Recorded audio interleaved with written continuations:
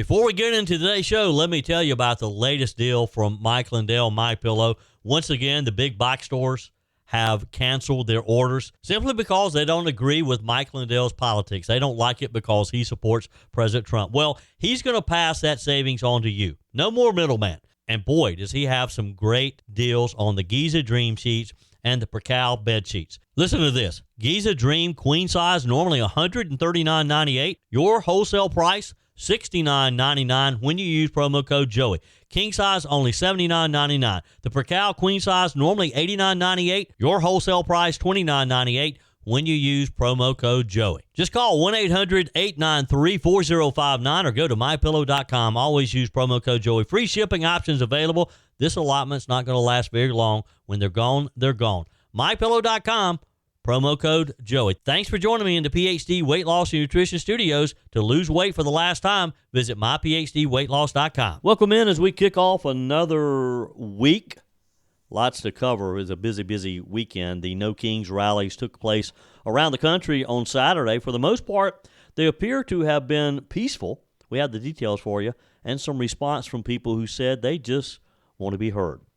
The Secret Service is investigating a possible sniper's nest with sightline to Trump Air Force One arrival near Palm Beach Airport, where a deer stand was found in a tree nearby. Meanwhile, due to elevated security concerns, the president was seen boarding Air Force One via the smaller stairs that allow him to board much faster and not be exposed. The madness continues on college campuses. The latest, an Illinois State faculty member was arrested for attacking a Turning Point USA group who had set up a table with information for students. We have the details on that. And former White House press secretary Karine Jean-Pierre is officially out of the Democrat Party, according to an excerpt from her new book. I told you we'd be back. And ye shall know the truth, and the truth shall make you free. It's Joey Hudson. I wanted to name it the Joey Hudson bill, but, they don't allow you to put names on bills. But I wanted to call it the Joey Hudson bill because I know that one's been near and dear to you for a number of years. That's how it's done. Let your voice be heard. And the truth shall set you free. Here's Joey Hudson. President Trump rejected the idea that he's acting like a monarch in an interview that took place the same day as the nation's massive No Kings protest around the country on Saturday. This was in a Fox News interview with Maria Bartiromo recorded on Saturday just prior to the demonstrations. Mr. President, do you think that the government shutdown is all about this rally that's happening this weekend, the No Kings rally? No, I mean, some people say they want to delay it for the king. This is more not a than king. They're referring to me as a king. I'm not a king. Right. Now, later in the day, millions of Americans protested the president and his administration. Roughly 2,500 demonstrations took place in all 50 states with gatherings in small towns, major cities, including New York, Chicago, and Los Angeles. Many Democrat lawmakers, including Senate Minority Leader Chuck Schumer in New York, Illinois Governor J.B. Pritzker, joined the activists while Republicans largely backed Trump and criticized the demonstrations. All right, so this marked the second set of the No Kings protest since President Trump took office. In June, there were demonstrations that coincided with the U.S. Army's 250th anniversary parade in the nation's capital, which took place on the president's 79th birthday. Late Saturday, President Trump shared an AI-generated video on True Social. Have you seen it? In the video, the president, wearing a crown, flies a fighter jet inscribed with King Trump over protesters in New York City and dumps brown liquid on them as Kenny Loggins' Danger Zone plays. You got to give him credit. He does have a sense of humor, doesn't he? I'm not sure the Democrats thought it was funny or the protesters thought it was funny. The protest occurred amid the ongoing government shutdown, which began October the 1st. I mean, we're headed into a month here, folks. A poll released last Thursday by the Associated Press and the Center for Public Affairs Research found that 75% of respondents blame President Trump either greatly or moderately for the shutdown. Now, again, this was an AP poll, so who knows if that's accurate or not. Roughly three-quarters of respondents also said Republicans and Democrats in Congress are greatly or moderately at fault. So it seems that they're pointing the finger at both parties. Although we all know that Democrat Chucky Schumer is the reason we are in a shutdown right now. Trump told Fox News, we're cutting Democrat programs that we didn't want because they made one mistake. They didn't realize that gives me the right to cut programs that Republicans never wanted, giveaways, welfare programs, etc., etc. Also, during the interview, the president addressed the deployment of National Guard troops to cities across the country. Since he took office, his administration has sent military personnel to Los Angeles, the nation's capital, D.C., and to Memphis, while it has encountered legal setbacks in its deployment to Chicago and Portland, Oregon, with the liberal judges upholding or trying to keep him from being able to send help. Now, the president has his sights set on San Francisco next. Here at home in the upstate of South Carolina, Falls Park in downtown Greenville turned into the stage for the local No Kings movement. And as one state resident put it during an interview with WSPA 7 News, that's just nonsense. All right, so here's what happened here in the upstate. As we saw on the headlines and all the national news coverage of the big cities, it wasn't just big cities. It was small towns as well. A friend of mine was up in Brevard, North Carolina, where the downtown area seemed to be full with protesters. Again, here in Greenville, Falls Park seemed to be full with protesters. They drew hundreds of people, filling that amphitheater at Falls Park under is a beautiful day to protest. Let's admit it. It was a great, sunny, warm day on Saturday. What you saw were signs, megaphones, costumes, the whole 9 yards. One group dressed up in colonial-era garb with mock gowns and crowns and chanting about freedom from tyranny. Another group sang protest songs while collecting canned goods for a local nonprofit. At least they made good of it. For Upstate Food, Not Bombs was their thing, trying to feed or provide money, food to those who are homeless. So yes, there was a political edge, but at least some kind of took a community support angle as well. And that's what makes small towns, or I don't know that you can really call Greenville a small town anymore, can you? But it makes areas like upstate South Carolina special. It's a conservative stronghold, one of the reddest parts in South Carolina, but it's also a place where, hey, look, people from all political backgrounds can come out, speak their minds, and for the most part, do it peacefully. You had people there to criticize the Trump administration. You had some showed up who defended the Trump administration. Both sides told reporters the same thing. Exercising free speech is what makes this country great. Here's a montage of some of the response that WSPA 7 News got in downtown Greenville. We love America. We have to fight for our democracy. If you've been paying attention, if you paid attention in high school, junior high, or college, if you paid attention to those lessons, some of the things are happening here where countries, people in other countries, bad things happen to them. And we have a pattern going on here, and so we need to stop it.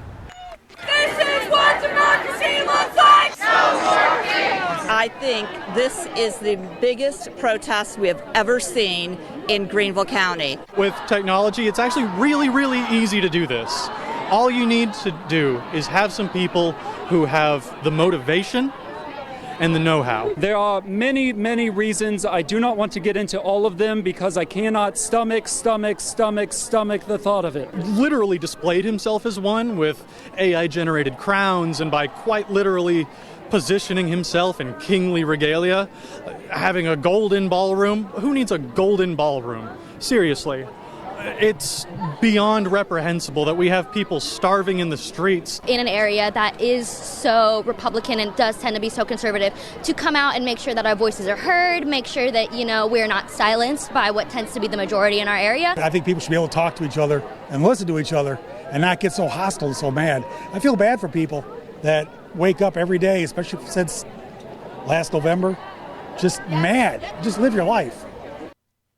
He does make a point there. People just get angry at times, and they get unreasonable. So those were some of the comments. Those are some of the people who were just kind of misled. Because here's the thing you need to know. Of course, this is part of the larger national campaign. being organized by progressive activist groups, the same kind of people who have been holding resist rallies, climate marches, the Stop MAGA events for the past several years. They claim it's also about defending democracy. But if you listen closely, it often sounds like it's really about demonizing Trump supporters, painting half the country as extremists. And here's the other thing. It's interesting how protests like this always seem to focus on Trump personally, not just on actual policy debates. In fact, if you ask most of the attendees what specific Trump policies they were protesting, you get a mix of answers: immigration, abortion, climate, foreign policies, basically the entire Republican platform, but they can't give you any specifics. They've just been told that he acts like a king, and that's what they believe, that he acts like a king. Let's be honest, those summer vacations and backyard barbecues added some extra pounds, right? But instead of feeling guilty or falling further behind, it's time to reset, drop the weight, and get back in control. The solution isn't a shot. Real lasting weight loss starts with your mind, not your mouth. At PhD Weight Loss, Dr. Ashley Lucas and her team help you uncover the real reasons behind your weight gain so that you can reprogram the way you think about food forever. PhD clients lose up to a third of their body weight without ever taking a drug. I know because I lost 33 pounds with PhD Weight Loss. Through real food, behavioral coaching, and proven science, your body can become a natural fat-burning machine. Why risk spending thousands on shots that strip away muscle,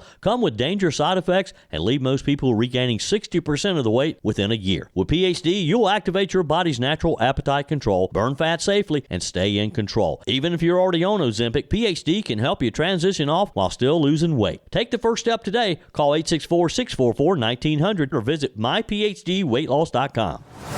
You know, every week it seems like we get another reminder of just how toxic and intolerant college campuses have become, especially when it comes to conservative students simply trying to share their views. We saw this happen, of course, when Charlie Kirk was assassinated on a campus in Utah. This time, it happened in the heartland at Illinois State University, where a faculty member, an adult who should know better, this wasn't a random activist, but a graduate student and teaching assistant, again, a faculty member, was literally arrested over the weekend for flipping over a Turning Point USA table on campus. And get this, he actually tried to justify it by saying, well, you know, Jesus did it. Using an example of Jesus turning over the tax collectors' tables in the temple, I guess, is what he is referencing. So let me set the scene for you. Last week, students with Turning Point USA, the conservative campus group founded by the late Charlie Kirk, and boy, that just sticks in my throat to say the late Charlie Kirk. It's just hard to believe that Charlie Kirk is not with us anymore. But they were out on the quad at Illinois State promoting an upcoming appearance by comedian and political commentator Alex Stein. It was your typical student outreach setup. They had a table, they had flyers, some conversation about conservative ideas, freedom, maybe a little debate. But then along comes Derek Lopez. He's 27 years old, a teaching assistant at that university. The video shows him confronting the students, tossing insults, and then, out of nowhere, he just flips their table right over and laughs about it.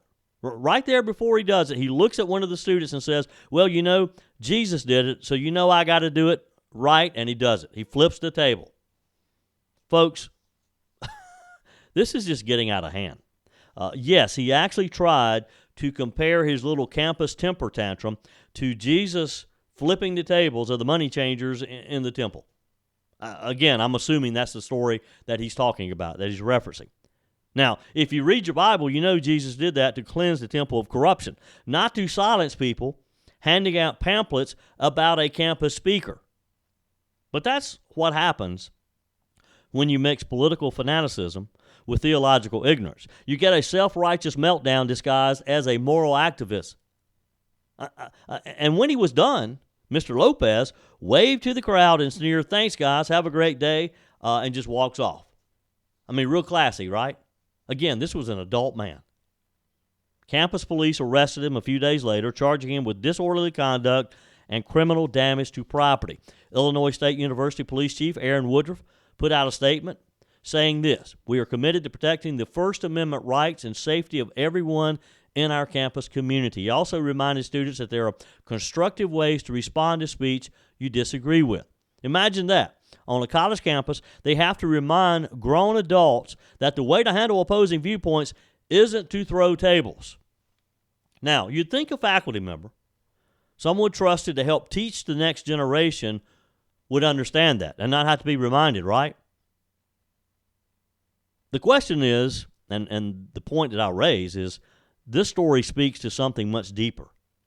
We're watching the collapse of tolerance and intellectual diversity on campuses across America, but yet that's the very thing, the intellectual diversity, that these progressives want to talk about. That's supposedly what they have been promoting. If you're a conservative student, you already know you're treated like an outsider. You're mocked, silenced, and sometimes outright attacked just for daring to hold a different opinion from the progressives on your campus. And now, in some cases, it's not just the students. It's faculty members, the very people who are supposed to be setting the example. There's another layer here, too. Think about this. Obviously, just a few weeks ago, when the assassination of Charlie Kirk occurred, Kirk was murdered while also speaking the truth, his truth, the conservative viewpoint. Turning Point students across the country have been organizing events since then to honor his legacy, to keep his message alive, the message of free speech, faith, and American values. So imagine the symbolism here. These students were trying to promote one of the first Turning Point events since Charlie Kirk's death, and a university staffer responds by literally flipping their table. That's not a tantrum. That's hostility. Plain and simple. That's just anger. Now, to the credit, the Turning Point USA students kept their composure. If you watch the video, they didn't shout back. They didn't retaliate. They filmed it. They had their phones out. They stayed calm. And that, my friend, is what courageous conservative college students look like in 2025, because these students know what Charlie Kirk always preached, that the way to win the battle for ideas is not through anger or violence, but through conviction, through clarity, and the truth. This story should also be a wake-up call for university administrators across the country. When you create an environment where conservative viewpoints are constantly demonized, eventually people start believing that shouting down, tearing down, and even attacking conservative students is justified. It's what happens when political activism replaces education, when professors and grad students think their job is to indoctrinate rather than to educate. And it's why groups like Turning Point USA and the late Charlie Kirk's work have become so important, more than ever. They remind young Americans, and everybody for that matter, that it's okay to think differently. It's okay to challenge the narrative, and it's okay to stand for your values even when the world mocks you for it. It's even more reason to stand up. So now, as Mr. Lopez, Illinois State, says he's facing disciplinary action on top of the criminal charges, he could be suspended or expelled depending on how the investigation shakes out, and he should be. A person like that does not need to be teaching on any college campus in this nation. It was a busy weekend, a busy news weekend, I should say, on the Sunday news shows yesterday. Let me just give you a quick briefing or example of some of the top stories. Republican Senator Katie Brett says that she's open to talks on extending Affordable Care Act subsidies, but only if fraud, waste, and abuse are addressed. Now, this came in the form of a question of how do we get past the government shutdown. Her line to CNN, adjustments are needed to make it make sense for the American people. What does this mean? Translation, Republicans may negotiate, but not for a blank check, especially during a shutdown. We'll watch whether Democrats accept reforms or just push to extend it as is. House Minority Leader Hakeem Jeffries says that President Trump and Republicans have been radio silent since the late September Oval Office meeting, pinning shutdown blame squarely on the GOP. I expect Republicans to counter that Democrats are leveraging the crisis to jam through pricey priorities instead of some real reforms. We'll see. I don't think that the Republicans are going to fold that quickly or that easily. Speaker Mike Johnson fired back on ABC, calling the No Kings rallies a Democrat stunt to create cover during the shutdown. His argument, if you can flood the streets safely to denounce authoritarianism, maybe the sky isn't falling. Policy negotiations should continue, he says. It's a messaging war, optics versus outcomes. Meanwhile, over in Ukraine, Mr. Zelensky, talking with NBC over the weekend, says he believes that President Putin fears the U.S. could deliver Tomahawk missiles to Kyiv. That's a big claim with big implications. Deterrence by signaling or escalation risk with long-range strike capability. We're going to be watching Congress. The wallet fatigue versus keeping pressure on Moscow. How much can we keep spending? How much will the American people tolerate this in spending and continuing to give weapons to Ukraine? We'll see. Senator Rand Paul says that U.S. strikes on suspected drug trafficking boats in the Caribbean. Have you seen some of those? There was another one just the other day. Senator Paul says this goes against all our tradition. Civil liberties and constitutional war powers concerns are back on the front burner as a result of the discussion. How much latitude should a president have outside of declared war zones is the question Senator Paul is asking. Fresh off President Trump's commuting his sentence, former Representative George Santos says he's not running for office in the next decade. I think he's done. He should be. Meanwhile, GOP Representative Nicole Malliotakis calls the commutation the wrong decision, citing fraud against donors. Even inside the GOP, white-collar crime leniency is a tough sell. Not sure that was the right decision either, but glad it wasn't my decision. DNC Chair Ken Martin says that Maine Senate hopeful Graham Plattner's resurfaced comments are not disqualifying, though indefensible and offensive.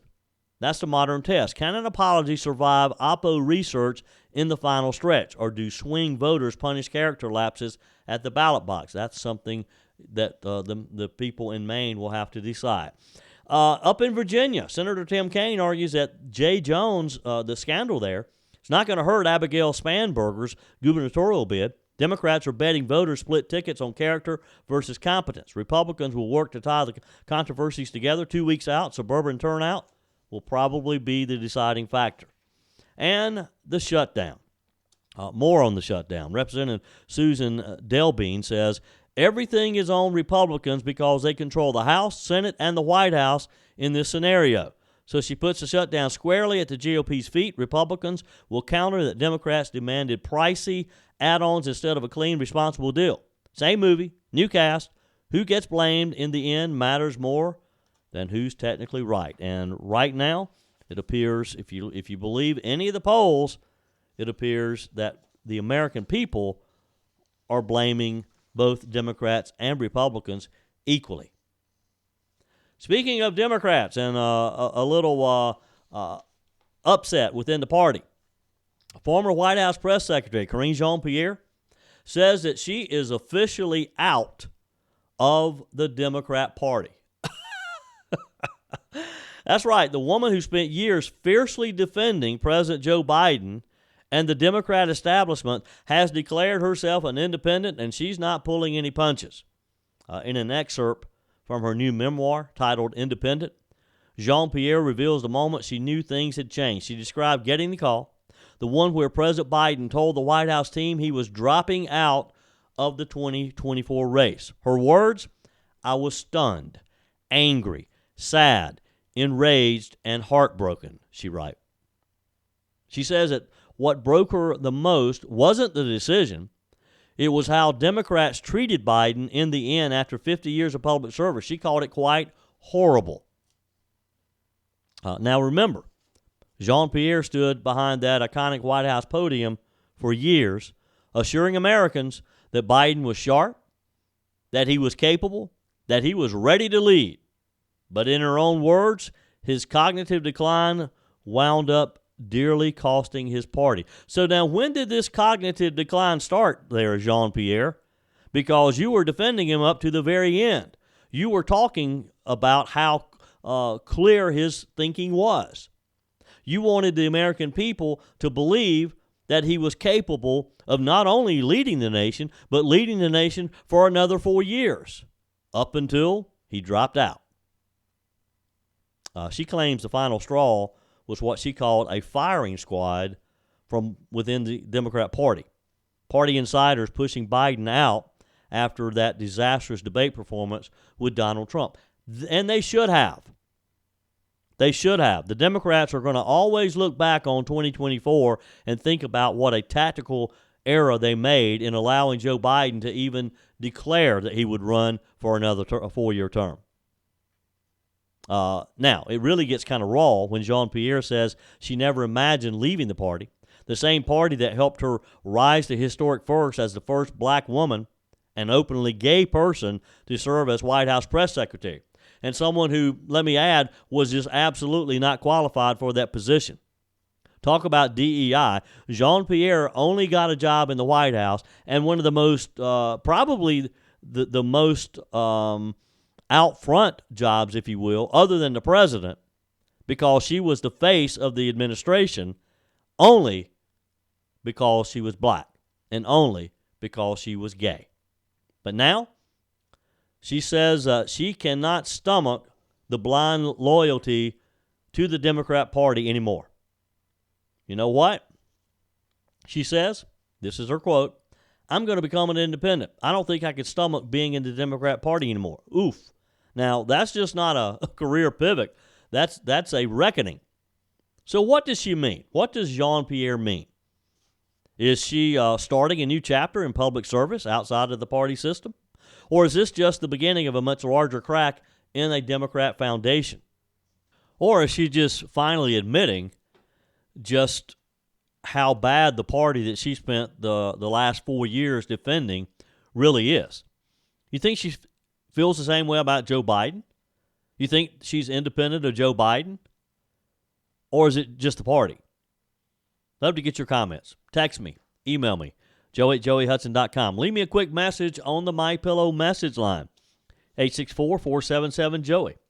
864-477-5639. Just leave me a quick message. And by the way, when you go to MyPillow.com, always use promo code Joey and take advantage of things like this MyPillow 6-pack bath towel set. They're back in stock. This proprietary technology, it makes them extremely absorbent, yet still provides that soft feel that you look for in a towel. And I promise you, they're the softest, most absorbent towels you'll ever have. I love them. I've paid a lot more money for a set of towels before that were nowhere close to the MyPillow towels. This set comes with 2 bath towels, 2 hand towels, 2 washcloths. They're regularly priced $69.98, and for a limited time, you're going to get the 6-pack towel set for just $39.98 when you use promo code Joey. Just go to MyPillow.com. You can call 800-893-4059 as well. Have your credit card ready and ask for the MyPillow 6-pack towel. Give them promo code Joey, and you're going to get them for just $39.98. This deal is not going to last long, so be sure and make your call today or go to MyPillow.com and go ahead and buy some for Christmas gifts. You know, it's not too early to start doing that Christmas shopping, and I promise you, everybody you give them to are going to love them. MyPillow.com, promo code Joey. So back to Jean-Pierre. It's going to be interesting to see how all this unfolds. I mean, I'm not sure she has a career any further in the Democrat Party anyway. I don't know who's responsible for getting her into the Joe Biden campaign, but as we all know, Joe Biden's pretty much out of the Democrat Party as well. I mean, he has Kamala Harris, his vice president, trashing him, and she has been these past few weeks after her book came out. Isn't it funny how all these books are being published less than a year after Joe Biden leaves office, and they're all trashing what they stood for during those 4 years?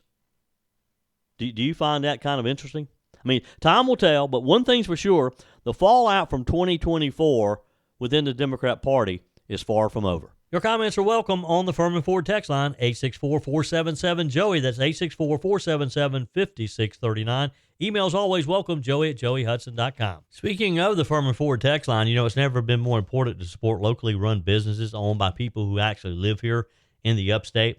Let me take a minute to talk with you about our friends at Furman Ford. If you're looking for a new vehicle, maybe a great pre-owned vehicle, one you can trust, or maybe you're looking to order that special vehicle.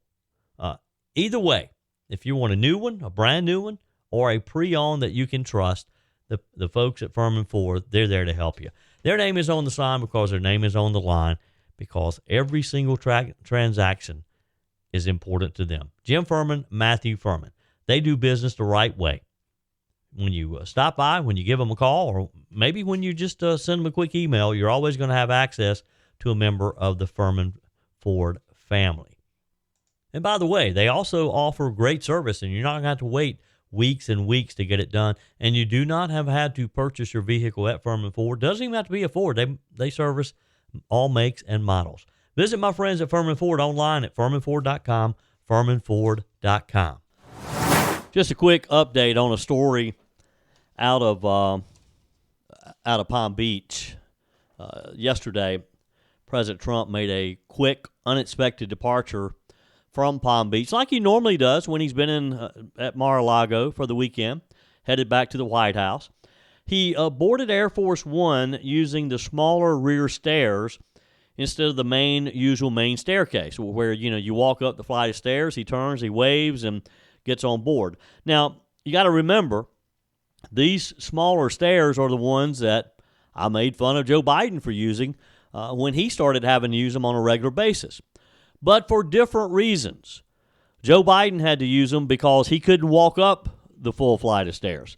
Yesterday, we're told the president had to use them because of a security move. Now, here's what happened. The U.S. Secret Service has discovered what appears to be a hunting stand, a raised platform used by hunters, a deer stand, positioned with a direct line of sight to Air Force One at Palm Beach International Airport. Now, no one was found at the scene, we're told. So far, no arrests have been made. But let's be honest about this. The potential threat raised some major red flags when you have this deer stand in the line of sight of Air Force One and where the president boards. FBI Director Kash Patel confirmed his agency is now leading the investigation. Teams have been flown in, evidence is being collected, and yes, they're even using cell phone tracking tech to see who might have been in the area, which is scary in itself, that they can tell when you've been in an area when they're not even necessarily following you, but they can tell that your cell phone has been in an area and they can identify you. Secret Service spokesperson Anthony Guglielmi said that agents discovered the stand during routine security sweeps before the president's arrival, and thankfully, there's no disruption to his travel. Still, it's hard to ignore the context here.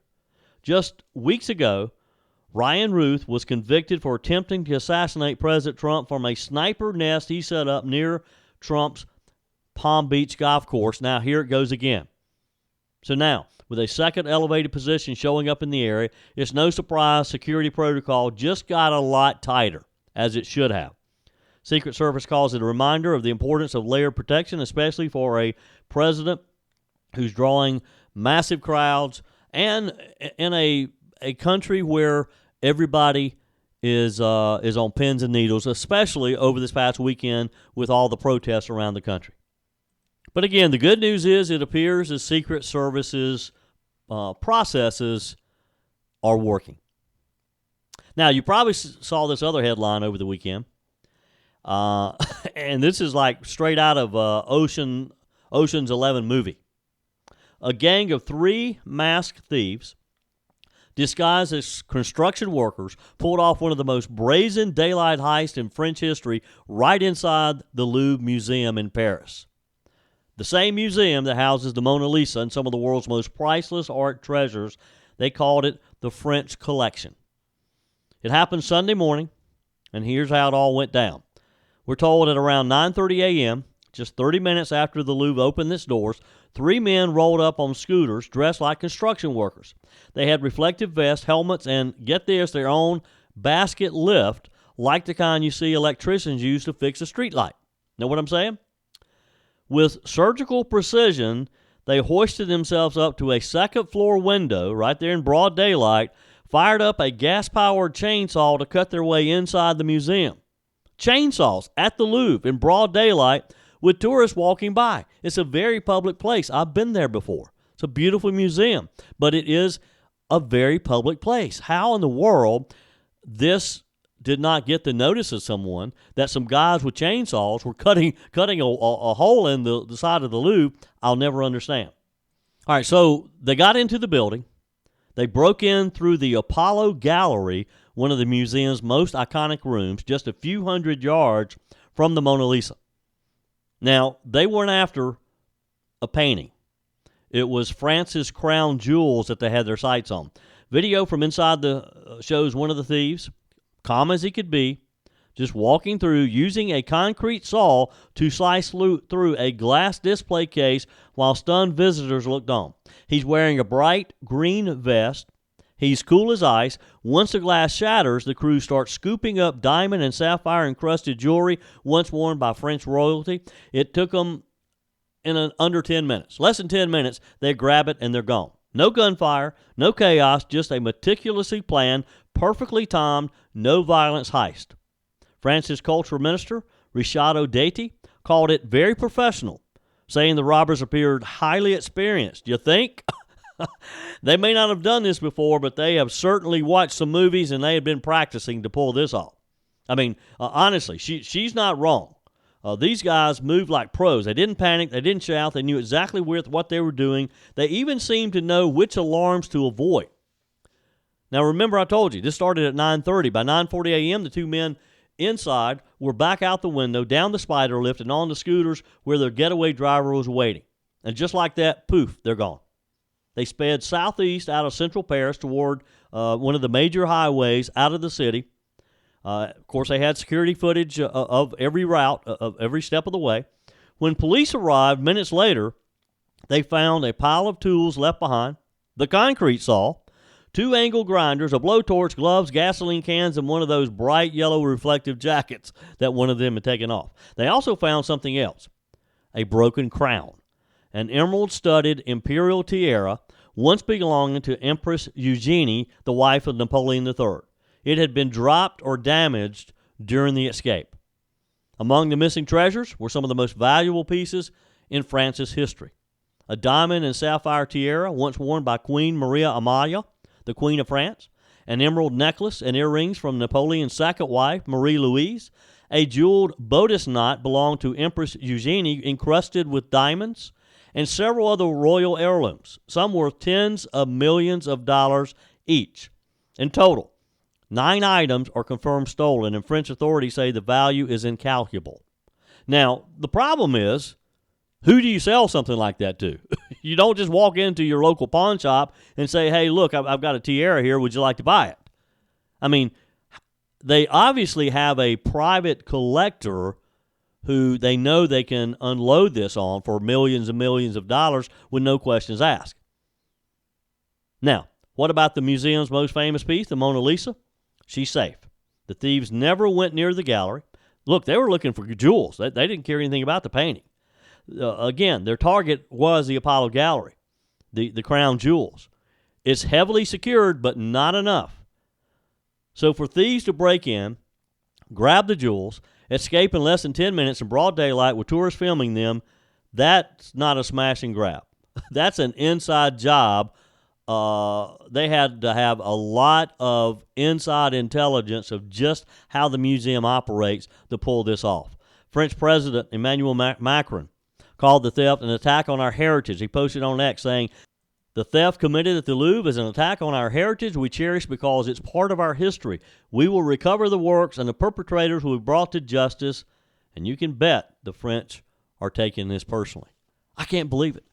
Out there in broad daylight with a chainsaw cutting a hole in the Louvre. That's it for today's show. Tara's up next, followed by Mike Gallagher, Bill Frady, Charlie James. We're back again tomorrow at 5 a.m. for your first cup of coffee in Sunrise, Carolina. Until then, folks, remember, God's got this. He's still in control. That's it for today's edition of Just the Truth. Thanks for joining me in the PhD Weight Loss Studios. To lose weight for the last time, visit myphdweightloss.com. If you haven't joined my mailing list yet, visit my website, joeyhudson.com. Click on the Connect with Joey button so that you can receive our emails and the most up-to-date news. Also, join me on my YouTube channel. Be sure and like, comment, and subscribe. Just search for Joey Hudson. As always, thanks for spending a few minutes of your day with me. Do me a favor and forward this episode to a few friends. Just click on the share button and send to your contacts. We need to build an army of conservatives to win our country back, and we can do that by continuing to share the truth with our friends and family. Keep those comments coming via the Furman Ford text line, 864-477-JOEY. Email to joey@joeyhudson.com. And I love your messages on the MyPillow message line. Again, that's 864-477-JOEY, 864-477-5639. Be sure and take advantage of the MyPillow special, just $14.88 on the standard MyPillows when you use promo code Joey. Order online at MyPillow.com or call 800-893-4053. We're back again tomorrow and hope you'll plan to join us. Until then, remember, God's got this. He's still in control.